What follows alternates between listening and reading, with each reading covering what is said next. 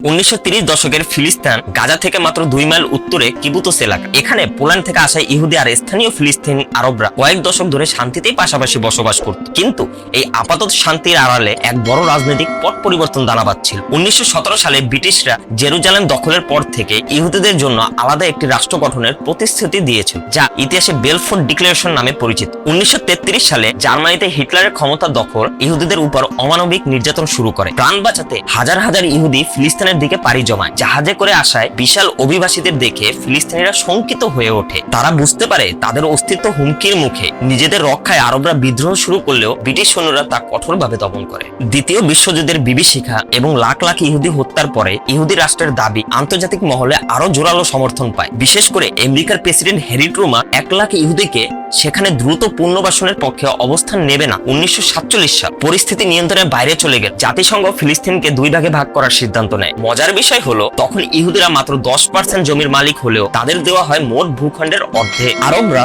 জনসংখ্যা এবং জমির মালিকানায় এগিয়ে থাকা সত্ত্বেও এই অন্যায় প্রস্তাব প্রত্যাখ্যান করে। ইহুদিদের কাছে এটি ছিল তাদের দীর্ঘদিনের স্বপ্নের বিজয়। 1948 সালের 14 মে ব্রিটেন ফিলিস্তিন ত্যাগ করে এবং সেই রাতে ইসরায়েলের রাষ্ট্রের জন্ম ঘোষণা করা হয়। ইসরায়েল ঘোষণার 1 ঘন্টার মধ্যে 5টি আরব দেশ মিশর, ইরাক, লেবানন, জর্ডান এবং সিরিয়া একযোগে আক্রমণ করে। প্রথম দিকে আরবদের পাল্লা ভারী থাকলেও তাদের নিজেদের মধ্যে কোনো সমন্বয় ছিল না। যুদ্ধবিরতির সুযোগ নিয়ে ইসরায়েল চেকস্লোভাকিয়া থেকে আধুনিক অস্ত্র সংগ্রহ করে এবং সামরিকভাবে শক্তিশালী হয়ে ওঠে। শেষ পর্যন্ত আরব দেশগুলো পারস্পরিক অস্থায়ী এবং দুর্বল কৌশলের কারণে তারা যুদ্ধে পরাজিত হয়। এই যুদ্ধের চড়া মূল্য দিতে হয় ফিলিস্তিনিদের। প্রায় 7 লাখ ফিলিস্তিনি নিজেদের ঘরবাড়ি হারিয়ে বাস্তুচ্যুত হয়। তারা ভেবেছিল যুদ্ধ থামলেও আবার ফিরে আসবে, কিন্তু ইসরায়েল তাদের আর কখনোই ফিরতে দেয়নি। এভাবে জন্ম নিল ইসরায়েল, আর শুরু হলো ফিলিস্তিনিদের ভূমিহীন হওয়ার এক দীর্ঘ চাপ। ভিডিওটি ভালো লাগলে অবশ্যই লাইক দিতে ভুলবেন না এবং আপনাদের মতামত কমেন্টে জানান। আর এমনই নিত্য নতুন ভিডিও পেতে আমাদের চ্যানেলটি সাবস্ক্রাইব করে রাখুন।